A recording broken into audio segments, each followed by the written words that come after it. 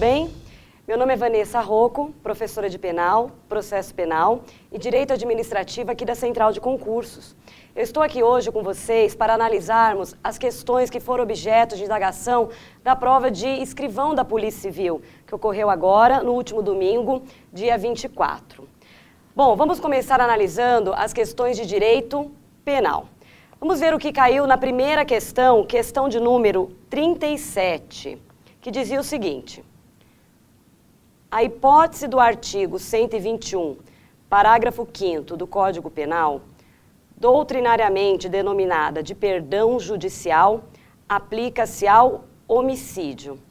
Ora, essa questão foi bastante simples, porque analisou o artigo 121, crime de homicídio, parágrafo 5º, que trata do perdão judicial. Como você bem sabe, só se aplica ao homicídio culposo. Então, vejam as alternativas que foram colocadas para nós. A letra A trabalhava com o homicídio praticado por relevante valor moral. A letra A cuida de homicídio privilegiado. Essa alternativa não poderia ser assinalada. E se você prestou bem atenção nas demais, a letra C também trata do mesmo assunto, homicídio privilegiado, assim como a letra D, que trata do homicídio cometido sob o domínio de violenta emoção, logo em seguida a injusta provocação da vítima, e a letra E, homicídio cometido por relevante valor social. Então, gente, nessa primeira questão, a resposta correta é a resposta letra B, homicídio culposo, porque todas as demais alternativas tratam do homicídio privilegiado constante no parágrafo 1º do artigo 121. Ok? Então, a alternativa correta é a letra B. Vamos ver agora a segunda questão. A segunda questão trabalhava com a lesão corporal. O examinador indagava o candidato se ele conhecia a regra do código, se a lesão corporal é grave, se a lesão corporal é gravíssima e quais são as hipóteses. Veja o enunciado da segunda questão. A lesão corporal se enquadra nas hipóteses expressas no artigo 129, parágrafo 2º do Código Penal, doutrinariamente denominada de gravíssima se ocorrer. Veja, lesão corporal gravíssima são só as hipóteses do parágrafo 2º. De todas as alternativas aqui, a correta que você deveria ter assinalado é a alternativa letra E, que trata da enfermidade incurável. A letra A, aceleração de parto, é uma lesão corporal grave. Cuidado, aceleração de parto é grave. Letra B, lesão que gera incapacidade para as ocupações habituais por mais de 30 dias, também é grave. Assim como a letra C, que cuidava da debilidade permanente de membro, sentido ou função, e a letra D, perigo de vida. Gente, olha só, da alternativa A até a alternativa D, todas essas lesões são graves, previstas no artigo 129, parágrafo 1º. A alternativa que o examinador buscava é a alternativa E, a última, enfermidade incurável, ok? Então, vamos prosseguir e analisar a questão de número 39. Essa aqui trabalhava, com um crime contra o patrimônio. Qual crime? O crime de extorsão. E isso você conseguiria identificar facilmente pelo verbo. Não se esquece, direito penal, parte especial, quando nós trabalhamos com crimes, o verbo é a chave, é o segredo. Você consegue eliminar muitas das alternativas se você domina o verbo. Então, veja só, ele colocou o tipo do crime de extorsão.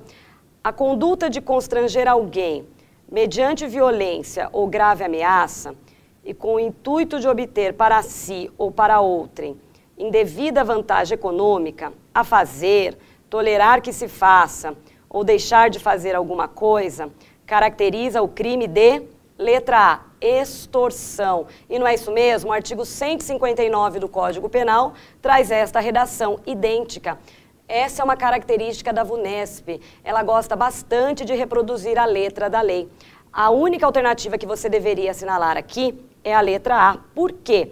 Porque na letra B, abuso de poder ou exercício arbitrário está no artigo 350 do Código Penal. Aqui no artigo 350, a redação da lei é outra. Fala em ordenar ou executar medida privativa de liberdade individual sem as formalidades legais. Gente, isso é crime contra a administração da justiça. Não se confunde com crimes contra o patrimônio. A letra C trabalhava com o artigo 345, o exercício arbitrário das próprias razões. Aquela ideia de fazer justiça com as próprias mãos, ainda que seja para buscar o interesse legítimo. Também crime contra o Poder Judiciário. A alternativa D trabalhou com mais um crime contra a administração da justiça.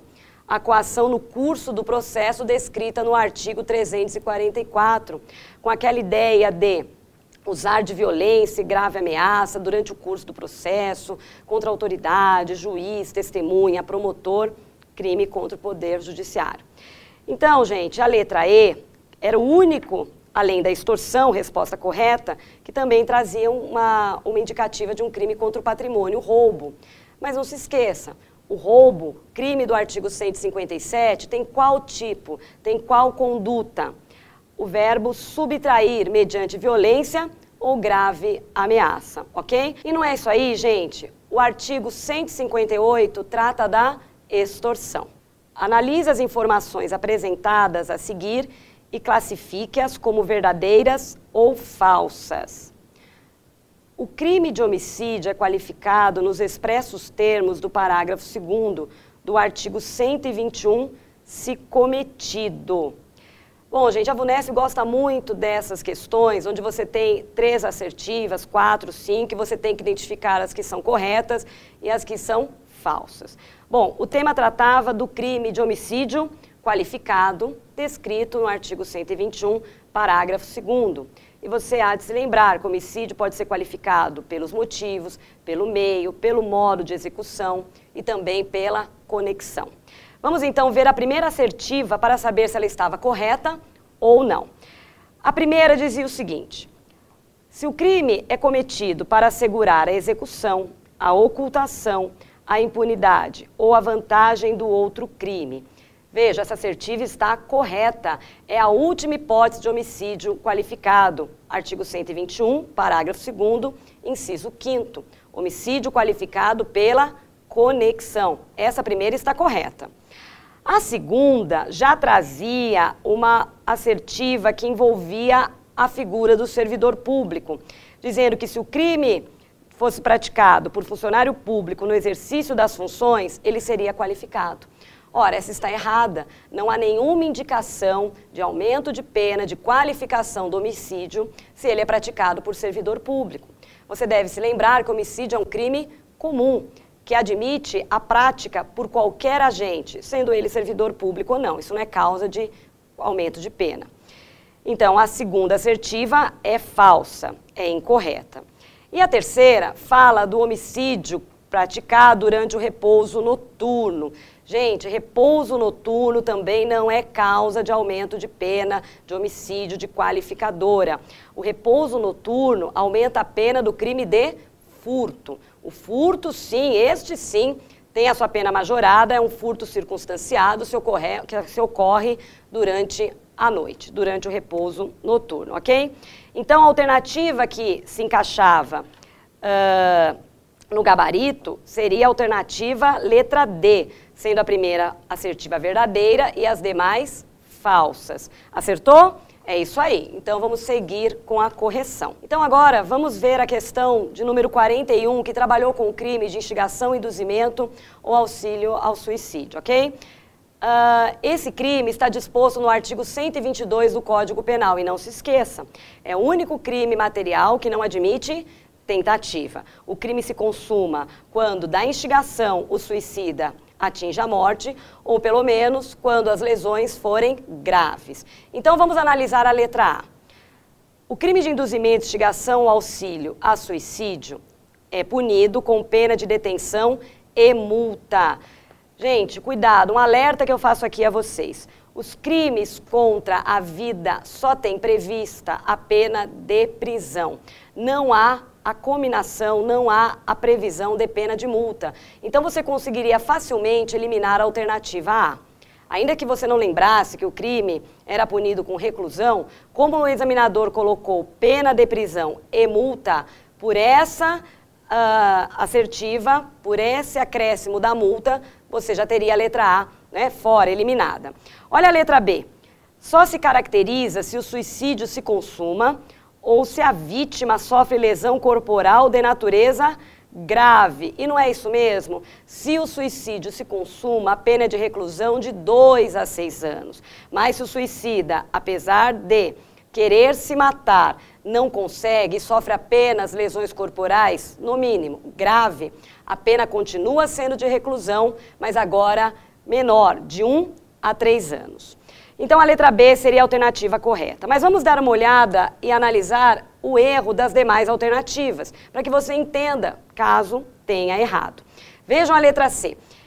O crime é punido com pena de detenção apenas. Veja, repito, o crime é punido com pena de reclusão. E aí a letra D tem o mesmo problema, o problema está na pena. Tem a pena aumentada de metade se a vítima é menor. Gente, se a vítima é menor, a pena é duplicada e não aumentada de metade. A mesma duplicação seria aplicada se o crime fosse praticado por motivo egoístico, o que invalida a alternativa E, que diz que a pena será aumentada também de metade. Outro erro aí. Essas respostas você encontra no artigo 122 caput e também em seu parágrafo único. Alternativa correta, alternativa B. E a última questão de direito penal era uma questão um pouquinho mais, né, complexa, no sentido de que envolvia crimes contra a fé pública, né? Também trabalhava aqui com a falsificação de moeda. Você teria que novamente buscar aí na sua memória, porque na 42 o examinador trouxe ou uma conduta descrita no artigo 289, parágrafo 1º, o crime de moeda falsa. Olha só o enunciado. Aquele que desvia e faz circular moeda cuja circulação não estava ainda autorizada, incorre nas penas do crime de... Bom, gente, aqui a resposta é óbvia, né? Artigo 289, falsificação de moeda ou moeda falsa. Alternativa correta é a alternativa C. Então, gente, a alternativa A você não poderia assinalar em hipótese alguma, porque trabalhava com o crime de falsidade ideológica. Crime também que envolve a fé pública, mas lá descrito no artigo 299. Não esquece, falsidade ideológica envolve documentos, o teor de documentos, o conteúdo de um documento que não é verdadeiro. A alternativa B também estaria afastada, porque petrechos para a falsificação de moeda, que está no artigo 291, são aparatos necessários para produzir a moeda falsa. Então, a letra B não deveria ser assinalada. A letra D trabalhava com a emissão de título ao portador sem permissão legal, artigo 292. E a letra E, a falsificação de papéis públicos, onde, cabe lembrar, o artigo 293 traz um rol de elementos que o legislador considera papéis, e nenhum desses incisos está inserida a moeda falsa, que tem um crime próprio. Então, essas foram as correções de direito penal. Perceba que a prova não exigiu um grau muito alto de dificuldade e certamente você fez uma boa prova e teve um bom resultado. Se não, vem estudar com a gente, na próxima oportunidade você com certeza atingirá seu objetivo. Até a próxima!